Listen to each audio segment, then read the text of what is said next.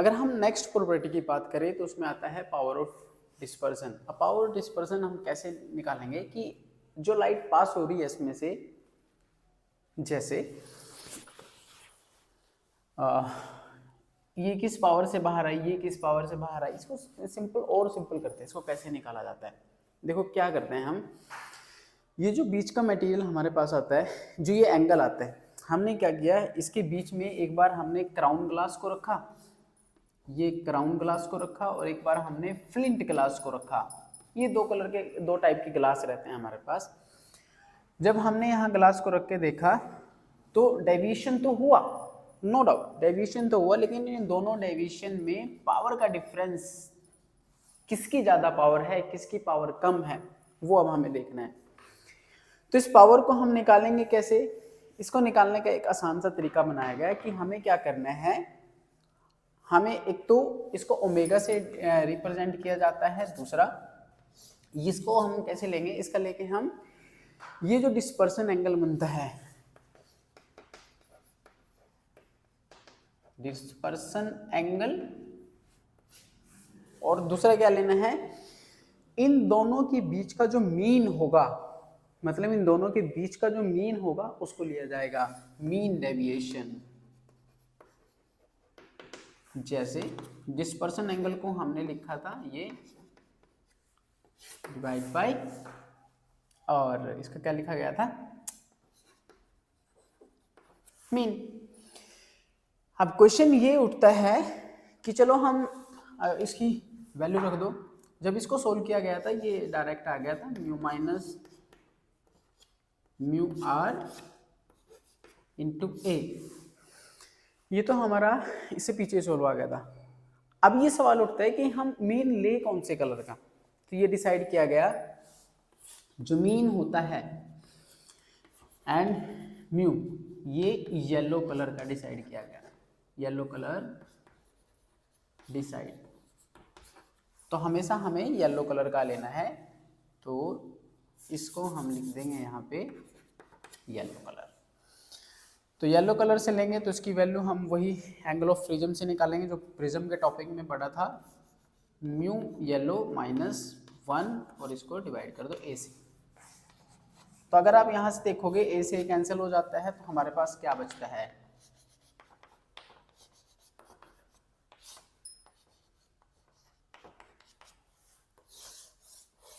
ये बचता है। अब इसमें इससे हमें पता क्या लगता है, अब एक चीज देखो, इससे पीछे जो हमने फॉर्मूला निकाला था उसमें ए आया था, लेकिन यहाँ पे कहीं भी ए नहीं आया, तो इसका मतलब इस फॉर्मूले में ए एब्सेंट है। अगर यहाँ पे ए एब्सेंट है तो मतलब ये, इसका मतलब क्या हुआ, इसका मतलब जो ये पावर है ये किसकी है, ये इस एंगल की नहीं है, ये इसकी मटेरियल की पावर है, मटेरियल की पावर है इसके। जैसे एग्जाम्पल समझते हैं, मेरे पास ये क्राउन ग्लास है, ये भी क्राउन ग्लास है, ये एंगल 20 डिग्री है, ये एंगल 30 डिग्री है, और ये भी क्राउन ग्लास का प्रिज्म है 50 डिग्री। ओके, तो इस केस में क्राउन ग्लास है तो मटेरियल सेम है, अगर मटेरियल सेम है तो पावर भी सबकी क्या होगी, सेम होगी, पावर सबकी सेम होगी, नो डाउट। इसका डेविएशन ज्यादा होगा, इसका डेविएशन कम होगा, इसका डेविएशन और भी कम होगा, डेविएशन सबका अलग अलग होगा, लेकिन पावर क्या है, सबकी सेम, बिकॉज मटेरियल सेम हुआ है। तो यहां पर ए नहीं है तो मैं इसको लिख देता हूं, इसको कहां लिखें, यहीं पे लिख देता हूं, here A is absent, it means it is power of material, that is called material। तो ये याद रखिएगा। तो अब इसके बाद एक छोटी सी टेबल है जो आपकी बुक में बनी हुई है, वो आपको एज इट इज याद करनी है, उसके बारे में पता होना चाहिए कि रेड कलर की वेवलेंथ क्या है, क्राउन में क्या है, फ्लिंट में क्या है, ये हमें पता होना चाहिए। मैं उस टेबल को बना देता हूँ। अब इस टेबल को कोशिश करिएगा कि याद हो जाए, ठीक है। तो इससे ये पता लगता है, इस टेबल से हमने 2-3 कॉलम लिए हैं जो हमें स्टडी करने हैं, वेवलेंथ, एक क्राउन ग्लास लिया है और फ्लिंट ग्लास लिया है। तो अगर आप देखो जो वॉयलेट कलर है और जो रेड कलर है, इन दोनों की वेवलेंथ में बहुत ज़्यादा अंतर आपको नजर आएगा, ये वाला और ये वाला। देखो रेड कलर की वेवलेंथ बहुत ज़्यादा होती है, ये ऐसे चलती है लाइक दिस। तो ये और ये वाला साइकिल का जो पीक होता है दैट इज वेवलेंथ, मतलब लेंथ वेव की दूरी। तो रेड के केस में ये ज़्यादा है, लेकिन इन केस अगर हम वॉयलेट की पास करें तो ये कम हो जाता है। ठीक है, बाकी इनके बीच में हिलाई करती है। इसी प्रकार जब ये वेवलेंथ क्राउन ग्लास से गुजरेगी तो क्राउन ग्लास का उस केस में वॉयलेट कलर ऐसा हो जाएगा, मतलब उसका क्राउन ग्लास का रिफ्रैक्टिव इंडेक्स इतना हो जाएगा, एंड दिस वन दिस।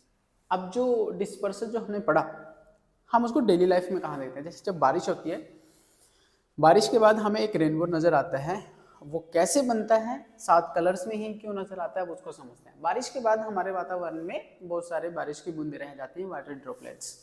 तो मैं एक ड्रॉपलेट्स को कंसीडर करके चलता हूँ, ये कोई एक बड़ा सा वाटर ड्रॉपलेट्स है,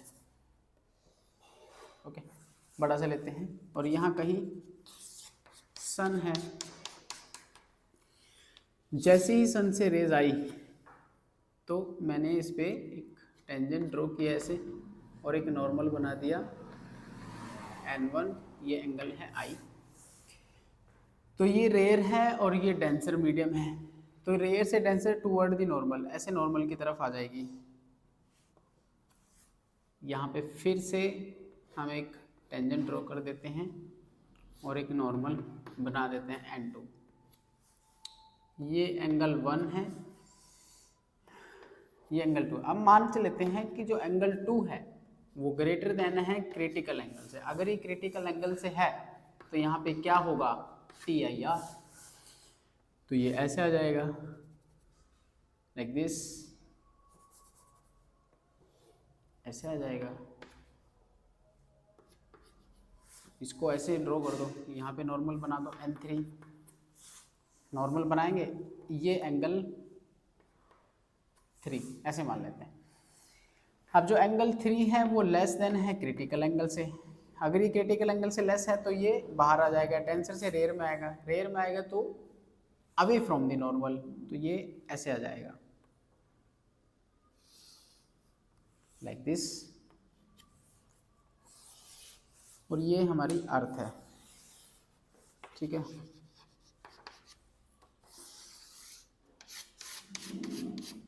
ये अर्थ का सरफेस। सेकेंड, कोई दूसरी रेज भी यहाँ से आई होगी, मैं चौक चेंज कर देता हूँ। अब दूसरी रेज भी ऐसे आई होगी यहाँ पर लाइक दिस। ये मान लेता हूँ ये रेड कलर की थी, और ये जब यहाँ से आई ऐसे, फिर से यहाँ पे TIR हुआ, और इस लाइट को ऐसे आना था लाइक दिस, ये यहाँ आ गया R, ये वॉयलेट का होगा। अब हमने अपनी आँख को यहाँ पे लगाया, तो एक एंगल तो ये बना और एक एंगल ये बना। तो अगर आप ये एंगल देखोगे तो ये एंगल कैलकुलेट करके आता है 42 डिग्री, और ये एंगल आता है 40 डिग्री। तो इस केस में अगर आप देखो यहाँ पर, अगर मैं इस लाइट को ऊपर ले जाऊँ वापस, ये रेड कलर ऐसे जा रहा था ऊपर और ये ऐसे, तो यहाँ पे हमें ऊपर कौन सा कलर दिखेगा, रेड, और यहाँ पे कौन सा दिखेगा, वॉयलेट। तो इस केस में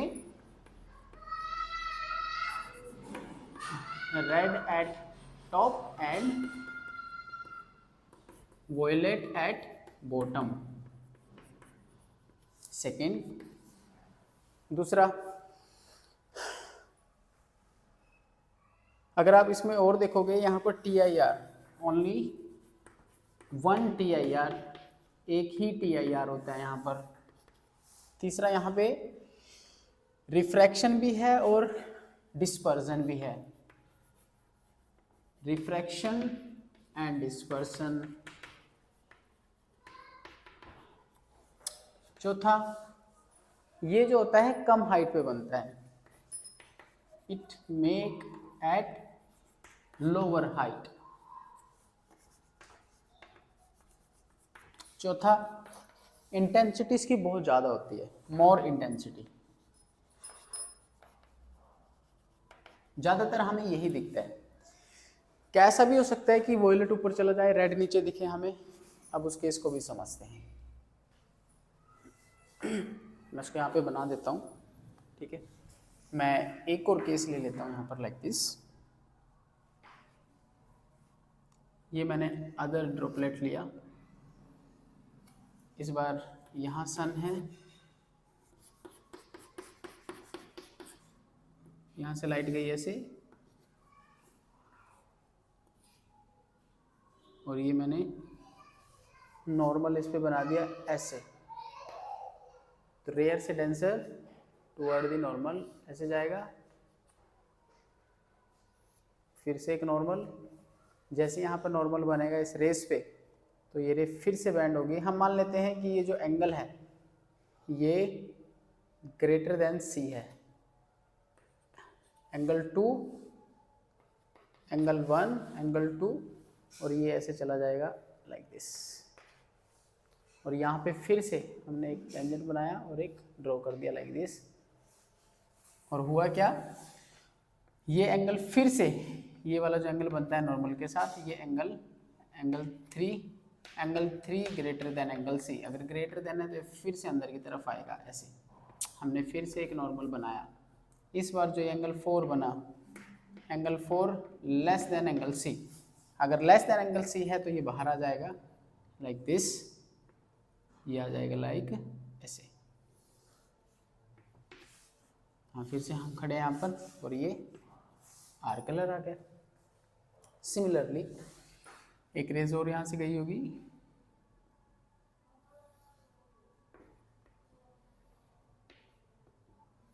ऐसे, और वो ऐसे बाहर आ गया होगा वॉयलेट। तो अगर आप देखोगे यहाँ पे जब हमने अपनी आँख को रखा अर्थ के सरफेस के साथ और इसको जब ऊपर लेके गए, ये वाली लाइट ऐसे, वॉयलेट वाली ऐसे, और ये वाली ऐसे, तो यहाँ पे हमें वॉयलेट दिखेगा, यहाँ पे हमें रेड दिखेगा इस केस में। ओके, तो इस केस में हुआ क्या, ये वाला जो एंगल है ये लगभग 53 डिग्री बनता है, और जो ये वाला एंगल है ये, सॉरी, ये वाला एंगल 50 डिग्री, सॉरी, ये एंगल 50 डिग्री बनता है, और ये वाला जो एंगल है ये 53 डिग्री बनेगा। तो यहाँ पर एंगल ऑफ डेविएशन कितना आया, 3 डिग्री का, और यहाँ पर एंगल ऑफ डेविएशन कितना आया, 2 डिग्री का। तो इस केस में violet at top and red at bottom.